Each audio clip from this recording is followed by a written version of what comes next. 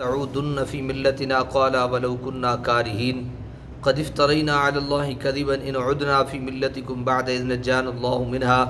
وما يكون لنا ان نعود فيها الا ان يشاء الله ربنا وسع ربنا كل شيء علما على الله توكلنا ربنا افتح بيننا وبين قومنا بالحق وانت خير الفاتحين وقال الملأ الذين كفروا من قومه لئن اتبعتم شعيبا انكم اذا لخاسرون صدق اللہ العظیم۔ آیت نمبر 87 سے لے کر آیت نمبر 90 تک انشاءاللہ آج ہم سماعت کریں گے۔ سورہ الاعراف ہے اور 9ویں سپارے کا آغاز ہے۔ اللہ کریم ارشاد فرماتے ہیں، فرمایا قال الملأ الذین استکبروا من قومہ، کہنے لگے وہ سردار جو غرور و تکبر کیا کرتے تھے ان یعنی شعیب علیہ السلام کی قوم سے، لنخرجنک یا شعیب، یا تو ہم نکال کر رہیں گے تمہیں اے شعیب، والذین آمنوا معک من قریتنا، اور جو ایمان لائے تمہارے ساتھ اپنی بستی سے، او لتعودن فی ملتنا، یا تمہیں لوٹ آنا ہوگا ہماری ملت میں، ہماری طرف لوٹ آنا ہوگا۔ قال اولو کنا کارہین، شعیب نے کہا کہ اگرچہ ہم اس ارتداد کو ناپسند بھی کرتے ہیں، ہم دوبارہ پلٹنے کو کیا کرتے ہیں؟ ارتداد کو ناپسند کرتے ہیں۔ حضرت شعیب علیہ السلام کا واعظ سرتاپا حقیقت تھا، اس میں صداقت کا نور چمک رہا تھا، ہر لفظ اخلاص و شفقت کا آئینہ تھا۔ چاہیے تو یہ تھا کہ آپ کا واعظ سننے کے بعد ان کے دل پسیج جاتے اور ان کی آنکھوں سے غفلت کی پٹی دور ہو جاتی، لیکن وہاں تو مسلسل سرتابیوں کی وجہ سے دل کا آئینہ زنگ آلود ہو چکا تھا۔ وہ آپ کے ساتھ شائستہ انداز میں گفتگو کرنے کے لیے بھی تیار نہ تھے، فوراً جبر و تشدد پر اتر آئے، اور باطل کا ہمیشہ سے یہی رویہ رہا ہے۔ دلیل و برہان کے میدان میں شکست کھانے کے بعد وہ حق کو اپنی قوت سے کچلنے کی کوشش کرتا ہے۔ ان لوگوں نے ادب و تہذیب کے سارے تقاضوں کو پس پشت ڈال کر آپ کو دھمکی دینی شروع کر دی، اے شعیب، اگر تم اور تمہارے چیلے ہمارے مذہب میں لوٹ کر نہ آئے تو تمہارا بوریہ بستر اٹھا کر شہر سے باہر پھینک دیا جائے گا اور تمہیں جلا وطن کر دیا جائے گا۔ قد افترینا علی اللہ کذبا ان عدنا، پھر تو ہم نے ضرور بہتان باندھا اللہ تعالیٰ پر جھوٹا، ان عدنا، اگر ہم لوٹ آئیں، فی ملتکم، تمہارے دین میں، بعد اذ نجانا اللہ منہا، اس کے بعد کہ جب نجات دے دی ہمیں اللہ تعالیٰ نے، وما یکون لنا ان نعود فیہا، اور نہیں کوئی وجہ ہمارے لیے کہ ہم لوٹ آئیں اس میں، الا ان یشاء اللہ، مگر یہ کہ چاہے اللہ تعالیٰ جو پروردگار ہے ہمارا، واسع ربنا کل شیء علما، گھیرے ہوئے ہے ہمارا رب ہر چیز کو اپنے علم سے، علی اللہ توکلنا، صرف اللہ پر ہی ہم نے بھروسہ کیا ہے، ربنا افتح بیننا، اے ہمارے رب فیصلہ فرما دے ہمارے درمیان، وبین قومنا، اور ہماری قوم کے درمیان، بالحق، حق کے ساتھ، وانت خیر الفاتحین، اور تو سب سے بہتر فیصلہ فرمانے والا ہے۔ جب انہوں نے کہا کہ ہم تیرا بوریہ بستر اٹھا کے باہر پھینکیں گے، تو آپ نے فرمایا کہ ہمیں تو یہ دوبارہ سے لوٹ آنا اور ارتداد دوبارہ، یعنی ایک دفعہ ہم اللہ کے ہو جائیں اور پھر واپس پلٹیں، یہ ہمیں پسند نہیں ہے۔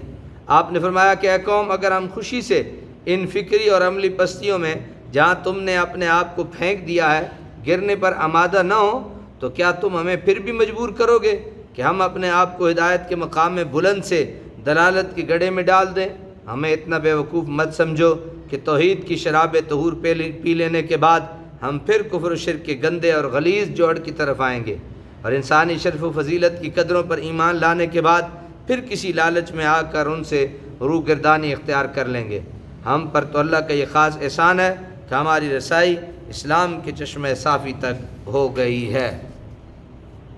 پہلے اپنا پختہ ارادہ اور عزم بتایا کہ ہم راہ راست کو کسی قیمت پر چھوڑنے کے لیے تیار نہیں، اس کے لیے بڑی سے بڑی قربانی پیش کرنے پر آمادہ ہیں، لیکن اس میں خودی کی کچھ بو آ رہی تھی، اس لیے فوراً اپنے عزم و ارادہ کی بے بسی کا اعتراف کیا اور ہر چیز اپنے مولا حقیقی کے حوالے کر دی، یعنی ہمارا ہدایت پر ثابت قدم رہنا اسی وقت تک ہے جب تک اس کے نظر کرم اور توفیق ہمارے شامل حال ہے۔ یہاں پہ اگر آپ کچھ سمجھ سکے تو ٹھیک نہیں سمجھ سکے تو سادہ سی بات، پہلے انہوں نے اپنی طرف نسبت کی کہ ہم نہیں لوٹیں گے، ہم نہیں لوٹیں گے، لیکن جب انہیں یہ سمجھ آئی کہ یہ تو اس میں تو خود ہی کا ایک عنصر جو ہے وہ نمایاں نظر آ رہا ہے، تو فوری طور پہ انہوں نے کیا کہا کہ جب کہا نا کہ نہیں لوٹیں گے، پھر کہا وما یکون لنا ان نعود فیہا، اور نہیں کوئی وجہ ہمارے لیے کہ ہم لوٹ آئیں اس میں الا ان یشاء اللہ ربنا، مگر جب ہمارا اللہ چاہے، یعنی اللہ کی چاہت جو ہے اس کی طرف تو بندہ کوئی نہیں نا اپنی ذات کی نسبت کر سکتا، تو اللہ کی چاہت ہے، اللہ کیا چاہتا ہے تو وہ اس کی طرف سے حضرت شعیب علیہ السلام نے بہت پیارے انداز میں اپنی اس تمام طاقت و قوت اور ارادے کو بھی اپنے رب کی مشیت کی طرف منسوب کر دیا، اپنی بے بسی کا اعتراف کیا اور ہر چیز اپنے مولا حقیقی کے حوالے کر دی، یعنی ہمارا ہدایت پر ثابت قدم رہنا اسی وقت تک ہے جب تک اس کا نظر کرم اور توفیق ہمارے شامل حال ہے، ورنہ ہماری سمجھ، نیکی اور تقوی کسی کام نہیں آ سکتے۔ سبحان اللہ، کیا مقام ہے پیغمبر کا بارگاہ ربانی میں، اتنی عزت و توقیر کے باوجود ہر لمحہ اپنے مالک کی بے نیازی سے لرزاں و ترساں ہے۔ مومن کی کیفیت بھی ایسی ہی ہونی چاہیے کہ اپنی ہر نیکی کو اپنے رب کا فضل تصور کرے اور اپنے علم و عمل اور تقوی پر ذرا گھمنڈ نہ کرے اور ہر لفظ سے اس کی پناہ مانگتا رہے۔ سمجھ آ گئی جی یا نہیں سمجھ آئی؟ وقال الملأ الذين كفروا من قومه لئن اتبعتم شعيبا انكم اذا لخاسرون، اور کہا ان رئیسوں نے جو کافر تھے ان کی قوم سے کہ اگر تم پیروی کرنے لگو شعیب کی تو یقیناً تم نقصان اٹھانے والے ہو جاؤ گے۔ مدین کے رئیسوں نے جب حضرت شعیب کی تبلیغ کو اثر انداز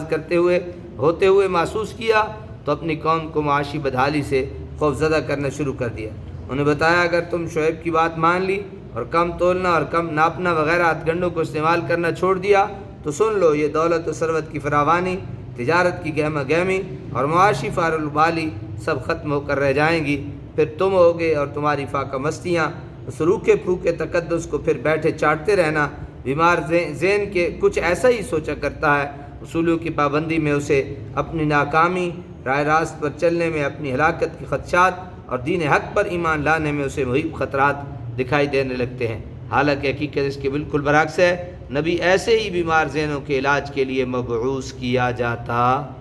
ہے۔ اللہ تعالی عمل کی توفیق عطا